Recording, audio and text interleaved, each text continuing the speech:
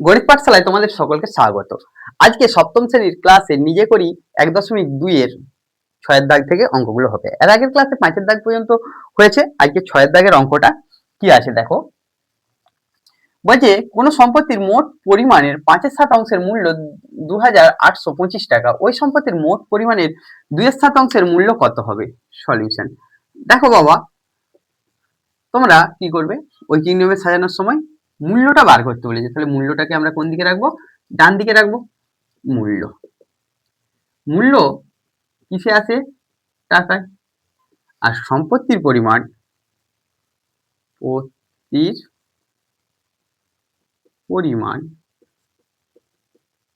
সম্পত্তির পরিমাণও আসবে কিসে? অংশে। অংশে তাহলে এখানে 5/7 মূল্য কত? 2825 টাকা। আর 2/7 মূল্য আমাকে বার করতে হবে। তোমরা ভালো করে দেখো, সম্পত্তির পরিমাণ বৃদ্ধি করলে মূল্যটাও বেশি দিতে হবে। কম সম্পত্তি কিনলে কম টাকা দিতে হবে, বেশি পরিমাণ সম্পত্তি কিনতে গেলে বেশি টাকা দিতে হবে। তাহলে কি সম্পর্ক হবে? এটা বৃদ্ধির সাথে সাথে এটাও বৃদ্ধি পাচ্ছে, তাহলে সম্পত্তির পরিমাণ আর মূল্য কি সম্পর্কে থাকবে? সরল সম্পর্কে থাকবে। সম্পত্তির পরিমাণ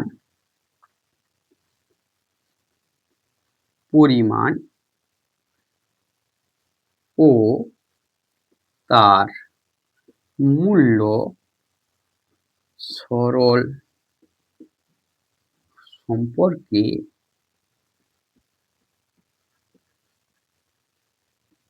আছে। তাহলে সরল সম্পর্কে যখন আছে, এবার ঐকিক নিয়মের স্ট্রাকচার তৈরি হয়ে গেছে। এবার কি করব? সলিউশনটা করব। দেখো 5/7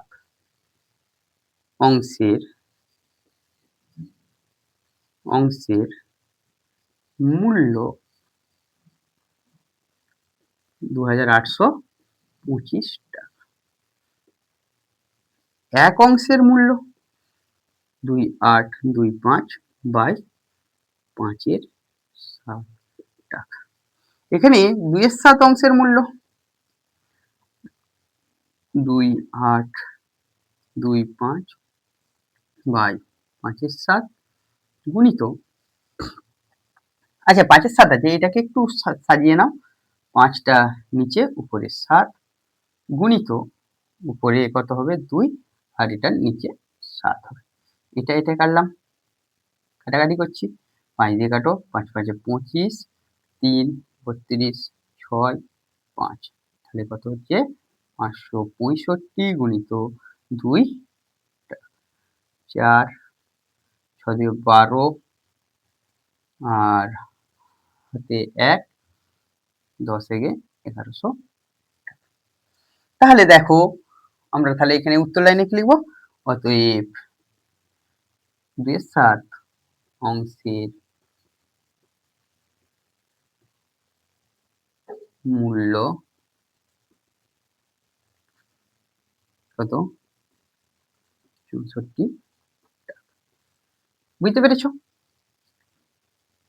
এভাবে আমরা 7 অঙ্কটাও দেখবো। 7 অঙ্কটাতে তোমরা একবার পড়ে দেখো কি চাইছে। এখানে 7 দেয়া আছে একটি 7 অঙ্কতে দেয়া আছে একটি শিবিরে 48 জন সৈনিকের 7 সপ্তাহের খাবার মজুদ আছে। যদি ওই দলে আরো 8 জন সৈনিক যোগ দেয়, তবে ওই পরিমাণ খাবার কতদিন চলবে? তাহলে এখানে দেখো সপ্তাহে দেয়া আছে, আবার উত্তরটাও সপ্তাহে চেয়েছে, তাহলে এখানে দিন নিয়ে কাজ করবার দরকার নাই, যেমন দেয়া আছে তেমন করব। তাহলে সলিউশনটাতে কি লিখবো? সৈনিক সংখ্যা ব্র্যাকেটে খাবার পরিমাণ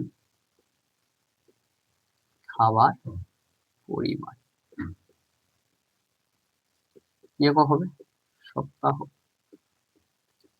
এখানে দেখো 48 জন সৈনিকের কত দিনের খাবার ছিল? 7 সপ্তাহের। হঠাৎ করে কজন আসলো? 8 জন। তাহলে এখন সৈনিকের সংখ্যা কত হয়ে যাচ্ছে? 8 জন চলে এসেছে, আগে 48 জন ছিলই তো, এখন আবার তার সাথে 8 জন এসে, মানে মোট সৈনিকের সংখ্যা কত হয়ে যাচ্ছে? 56 জন। তাহলে এই সৈনিকের খাওয়ার সংখ্যা কদিন চলবে? দেখো সৈনিক সংখ্যা বৃদ্ধির সাথে সাথে খাবারের যে চলবে সেটা কি হবে, কম দিন চলবে। যদি কম সংখ্যক হতো বেশি দিন চলতো, আর বাড়ার সাথে সাথে কি হবে, এই সপ্তাহের সংখ্যা কি হবে, কমে যাবে। তাহলে কি সম্পর্কে আছে, ব্যস্ত সম্পর্কে। এখানে তাহলে লিখবো কি, সৈনিক সংখ্যা ও খাবারের পরিমাণ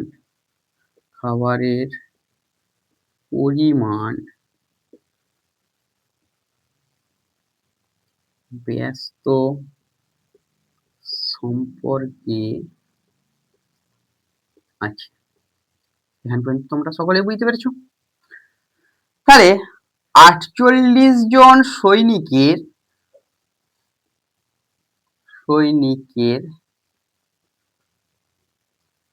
খাবার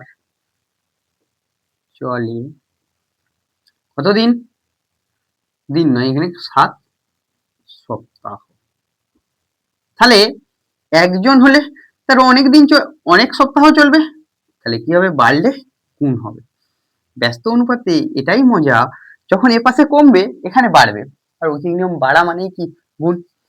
এখানে দেখো কতজন সৈনিক এসে এখন আছে, 56 জন। তাহলে 56 জনের এখানে 1-এর থেকে বেড়েছে, মানে এখানে কি কম সময় চলবে। 7 দিয়ে কাটো, 8 6 48, তাহলে 6 সপ্তাহ। কতদিন হলো, 6 সপ্তাহ। অতএব ওই খাবার 6 সপ্তাহ চলবে।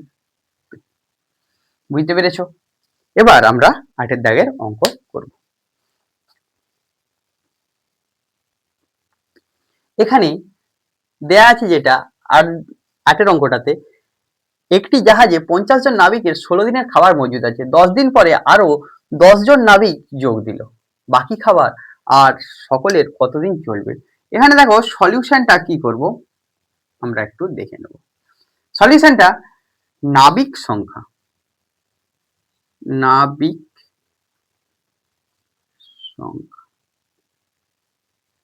ব্র্যাকেটে জন,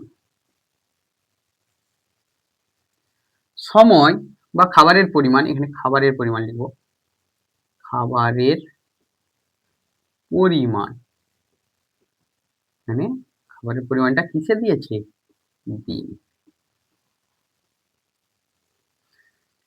এখানে 50 জন নাবিক ছিলেন, তার খাবার চলতো কত দিনের, 16 দিনের। কিন্তু 10 দিন পরে, মানে 10 দিন তারা খাবার খেয়ে নিয়েছে, বাকি খাবার কদিন পড়ে আছে, 6 দিন। 10 দিন পরে আরো 10 জন নাবিক যোগ দিচ্ছে, মানে এখন নাবিক সংখ্যা কত, দুটো যোগ করব, 50 যুক্ত 10, 60 জন। তাহলে 50 জনের খাবার কদিনের আছে এখন, 6 দিনের। কিন্তু 60 জন এসেছে, ওই খাবারটা কদিন চলবে বার করতে বলেছে। তাহলে আমরা কি জানি, নাবিক সংখ্যা, আগের অঙ্কতে দেখেছি নাবিক সংখ্যা, আগেরটাতে বলে নাবিক সংখ্যা ও খাবারের পরিমাণ ব্যস্ত সম্পর্কে আছে।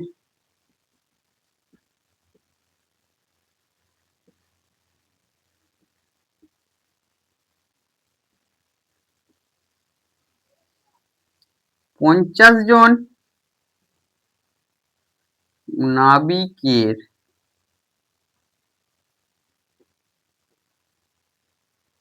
খাবার চলে 6 দিনের। একজন নাবিকের কতদিন চলবে, 6 গুণিত 50। কিন্তু এখানে কতজন নাবিক, 60 জন নাবিক। 60 জন নাবিকের কত চলবে, 6 গুণিত 50 বাই 60, 6 দিয়ে কাটো, কদিন, অতএব ওই খাবার 5 দিন চলবে।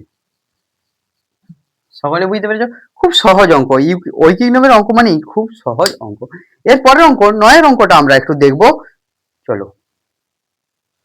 দেখো তোমরা 9 দাগের অঙ্কেতে কি দেয়া আছে, 20 জন লোক ঠিক করলো 30 দিনে একটা বাড়ির কাজ সম্পূর্ণ করবে, কিন্তু 6 দিন পরে তাদের মধ্যে 8 জন লোক অসুস্থ হয়ে পড়লেন। হিসাব করে দেখি কতদিনে তারা বাড়িটি সারানোর কাজ শেষ করবে। আসো সবাই মিলে আমরা সলিউশনটা করি। সমাধান করছি যখন, দেখো লোক সংখ্যা, লোক সংখ্যা একক কি করে লিখবো, জন। কাজ শেষ করবে বা সময়, কাজ শেষ করার সময় দিন।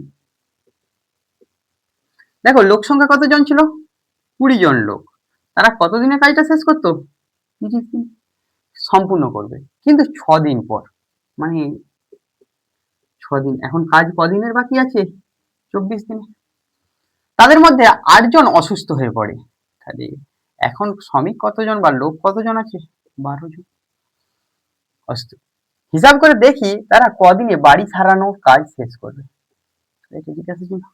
লোক সংখ্যা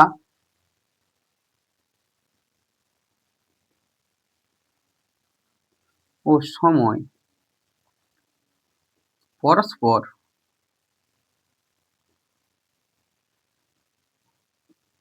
কি সম্পর্কে আছে, ব্যস্ত।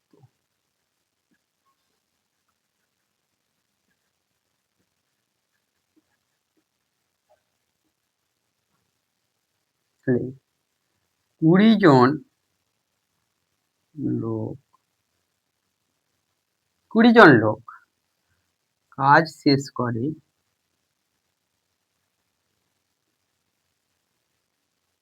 যদি সবাই থাকতো 24 দিন, কিন্তু একজন লোক যদি হয়ে যেত তাহলে কি হতো, সময় অনেক লাগতো। এটা গুণ করতে হবে, বাড়া মানেই ব্যস্ত সম্পর্কে থাকলে এখানে কমা মানে এখানে কি হবে, গুণ হবে, বৃদ্ধি পাচ্ছে। তাহলে এখন কতজন আছে, 12 জন লোক কাজটি শেষ করে, একের থেকে বেড়েছে তো, তার মানে ভাগ হবে 12।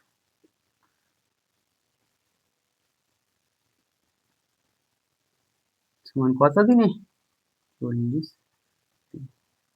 অতএব বাকি কাজটি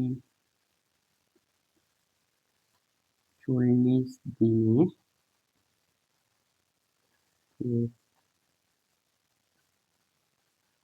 করবে।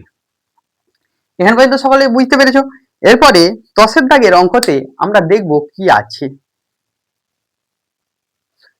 তাহলে আমাদের উত্তরটা কি খুঁজেছে, 10 দাগের অঙ্কে যাওয়ার আগে এর উত্তরটা দেখে নিই একটু, কি হিসাব করে দেখি কতদিনে বাড়ি সারানোর কাজ শেষ হবে। তাহলে বাকি কাজটা 40 দিনে শেষ হবে, কিন্তু বাড়ি সারানোর কাজ শেষ কতদিনে হবে, বাড়ি সারানোর কাজ, বাড়ি সারানোর কাজ শেষ হবে কত, 40। আগে কদিন কাজ হয়েছিল, 6 দিন, তাহলে কতদিন হলো, 46 দিন। কতদিনে, 46 দিন। এটা হবে। এবার আমরা 10 অঙ্কেতে যাব। আমি লাস্ট লাইনটা, 10 দাগের অঙ্কতে তোমরা দেখো এখানে 3টে রাশি দিয়েছে, 25 জন কৃষক 12 দিন 15 বিঘা জমি চাষ করছে, তাহলে 30 জন কৃষক 16 দিনে কত বিঘা জমি চাষ করবে। তাহলে সলিউশন করার সময় এখানে আমাকে কি চেয়েছে, চাষের জমির পরিমাণ।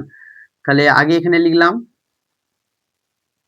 কৃষক সংখ্যা, কি এককে দেওয়া আছে, জন। সময় ব্র্যাকেটে দিচ্ছে জমির পরিমাণ,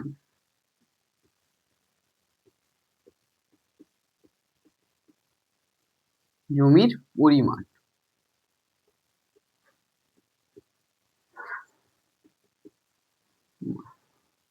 বিঘা। এখানে দেখো 25 জন কৃষক কতদিন চাষ করছে, 12 দিন, কত বিঘা জমি চাষ করছে, 15 বিঘা। তাহলে এখন কতজন শ্রমিক আছে, 30 জন শ্রমিক, 30 জন কৃষক 16 দিন চাষ করবে কত দিন? তাহলে আমরা যখন এরকম 3 রাশির অঙ্ক দেয়া থাকবে তখন কি করব? এটাকে বন্ধ রাখলাম, যেটা বার করতে দিয়েছে তার সাথে একবার এটার সম্পর্ক বার করব, আবার এটাকে ফিক্সড করে এটার সাথে এটার সম্পর্ক, মানে এটাকে নির্দিষ্ট ধরে নিয়ে সময়টাকে নির্দিষ্ট ধরে নিলাম। কৃষক সংখ্যা বাড়ালে জমির পরিমাণ বাড়বে। কৃষক সংখ্যা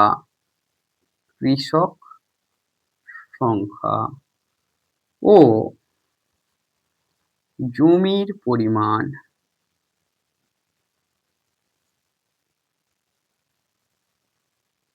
সরল সম্পর্কে আছে। আবার দেখো কৃষক সংখ্যাটা ফিক্সড করে দিচ্ছি, মানে 25 জনই থাকলো, সময় বেশি দিন লাগলে জমিও বেশি পরিমাণ চাষ করবে। তাহলে সময় ও জমির পরিমাণ সব সরল সম্পর্কে আছে। আমি আর লিখছি না, ডট ডট দিয়ে দিলাম। তাহলে এখানে লিখবো কি, 25 জন কৃষক 12 দিনে চাষ করেন 15 বিঘা। একজন কৃষক 12 দিনে চাষ করেন কত? 15 গুণিত, সরল সম্পর্কে আছে, হ্রাস পাচ্ছে মানে 15 ভাজিত 25। একজন কৃষক একদিনে চাষ করেন কত? 15, 25 গুণিত 12 বিঘা। তাহলে এখন কতজন কৃষক আছে? 30 জন কৃষক একদিনে। কৃষক সংখ্যা যদি বাড়িয়ে দিই, 1 থেকে বেড়ে 30 হয়েছে, মানে জমির পরিমাণটাও তারা চাষ করবে কি বেশি।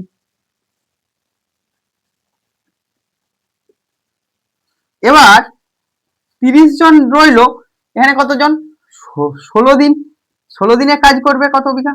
15 গুণিত 30 গুণিত 16 বাই 25 গুণিত 12 বিঘা। এবার আমরা কাটাকাটি একটু যদি করি, 5 দিয়ে কাটলে 5, 5 দিয়ে কাটলে 3, 3 দিয়ে 4, 4 দিয়ে 16, 16 কে 4 দিয়ে কাটলে 4, 5 দিয়ে 6। তাহলে কত হলো? 4 6 24 বিঘা। অতএব তাহারা 24 বিঘা জমি চাষ করবে।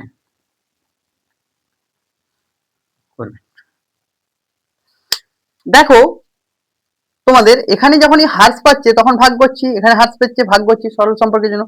একটার থেকে বেড়েছে তার জন্য গুণ করেছি, এখানেও আবার 1 থেকে বেড়েছে তার জন্য গুণ। এবার কাটাকাটি করি। তোমাদের যদি গণিত পাঠশালার ক্লাস ভালো লেগে থাকে তাহলে ফেসবুক পেজে লাইক করো, শেয়ার করো এবং ফলো করো, এবং পরবর্তী ক্লাস পাওয়ার পরবর্তী কি কি ক্লাস লাগবে সেগুলো কমেন্ট বক্সে জানিও। আর আমারই ইউটিউব চ্যানেল গণিত পাঠশালা, সেখানে গিয়ে সাবস্ক্রাইব করো ও পাশে বেল আইকনটি প্রেস করো পরবর্তী ক্লাসগুলি পাওয়ার জন্য। Thank you.